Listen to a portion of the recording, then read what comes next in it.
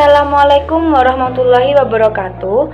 Perkenalkan, nama saya Silvi Kotrunada, NIM 35 dari kelas Tata Niaga Produk Agribisnis B. Video ini saya buat untuk memenuhi ujian tengah semester dari dosen pengampu Ibu Nur Komaria. Jadi di sini saya akan menjelaskan mengenai analisis tata niaga beras Orisa Sativa di Pasar Baru Soca, Kecamatan Soca, Kabupaten Bangkalan. Tata niaga produk agribisnis.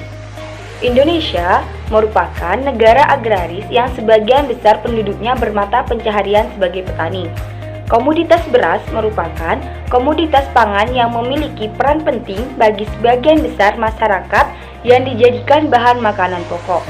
Menurut Kementerian Pertanian 2018, dalam perkembangan beras di Indonesia semakin banyak diminati oleh pasar ekspor, sehingga akan terjadi peningkatan volume ekspornya dari tahun ke tahun.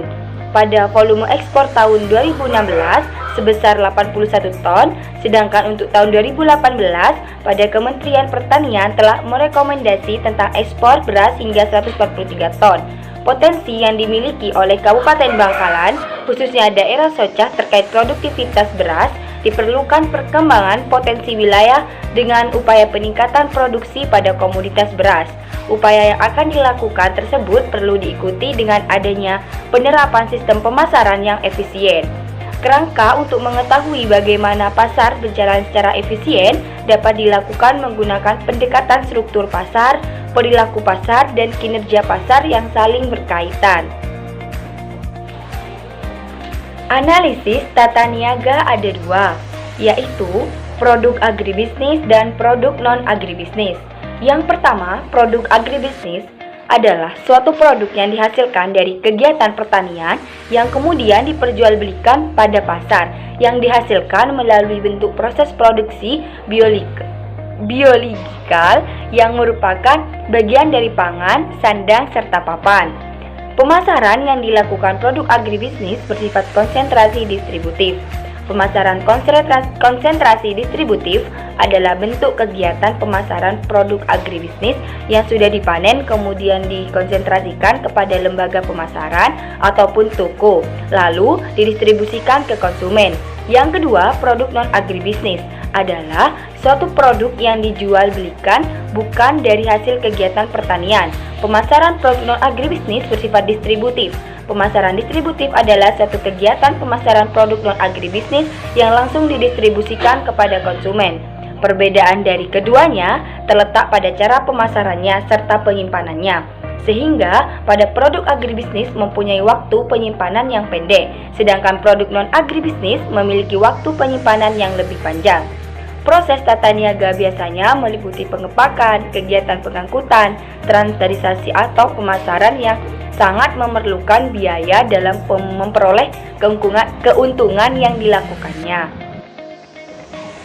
Pemasaran beras dianalisis menggunakan beberapa pendekatan, yaitu sebagai berikut. Yang pertama, commodity approach, pendekatan komoditas. Beras merupakan salah satu komoditas yang mempunyai peran penting ke masyarakat. Waktu penyimpanan beras berlangsung dalam waktu 3 tahun. Komoditas beras dipasarkan dalam bentuk mentahnya. Dalam kegiatan pemasaran beras, harga beras yang dijual di Pasar Baru Soca berada di kisaran 6.000 sampai 10.000 per kilogram. Harga tersebut tergantung dari kualitas berasnya yang dijual oleh pedagang di pasar ke konsumennya. Yang kedua, functional approach. Dalam pendekatan fungsional dalam tata niaga komoditas beras, dilihat dari peran dan fungsi setiap lembaga pemasaran dalam melaksanakan kegiatannya, di antaranya sebagai berikut. Yang pertama, fungsi pertukaran. Dalam pemasaran komoditas beras, fungsi pertukaran dilakukan dengan kegiatan menjual serta membeli beras dari petani sebagai produsen kepada pedagang besar, tengkulak, dari petani kepada pedagang pengecer, dari tengkulak kepada pengecer, dan pedagang pengecer kepada konsumen.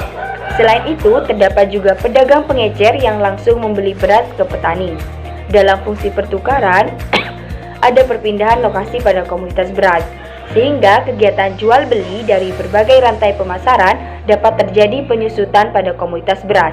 Dalam penyusutan komoditas beras tergantung seberapa lama panjang saluran pemasaran dan waktu penyimpanannya.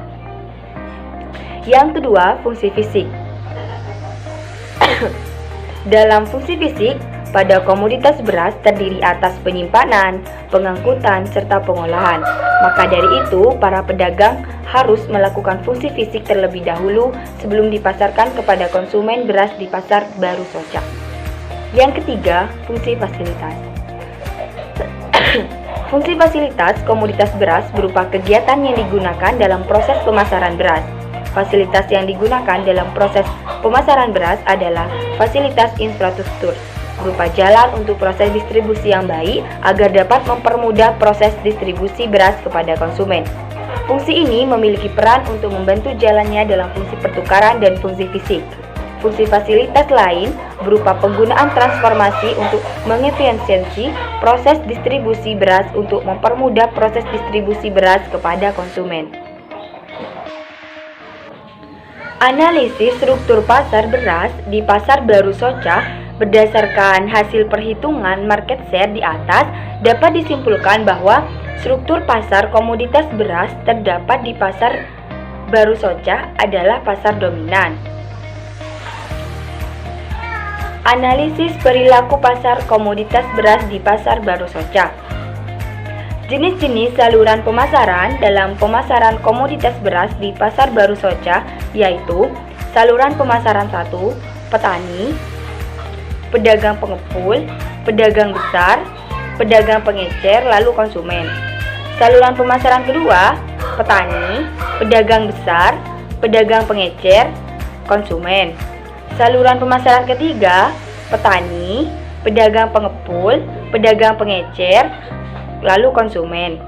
Saluran pemasaran 4, petani, pedagang pengecer, konsumen.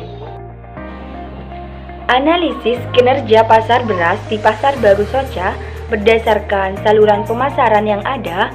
Saluran pemasaran yang lebih efisien adalah saluran pemasaran keempat, yaitu petani, pedagang pengecer, kemudian ke konsumen.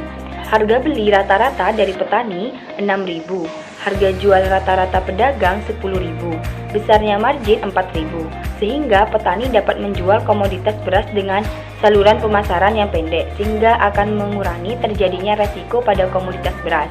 Adanya saluran pemasaran yang lebih pendek, maka dalam penyimpanan tidak membutuhkan waktu yang lama untuk sampai ke tangan konsumen. Sehingga pada saluran pemasaran keempat, petani lebih memiliki kebebasan untuk dapat menentukan harga kepada konsumen. Untuk menghitung farmer share dapat dihitung dengan rumus PF dibagi PR kali 100. Berdasarkan perhitungan margin pada saluran pemasaran, didapatkan nilai farmer share sebesar 60%.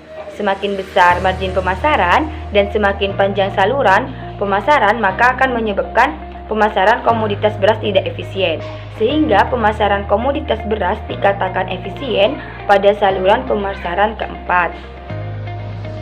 Demikian penjelasan yang dapat saya sampaikan, kurang dan lebihnya saya mohon maaf. Terima kasih atas perhatiannya, semoga bermanfaat. Wassalamualaikum warahmatullahi wabarakatuh.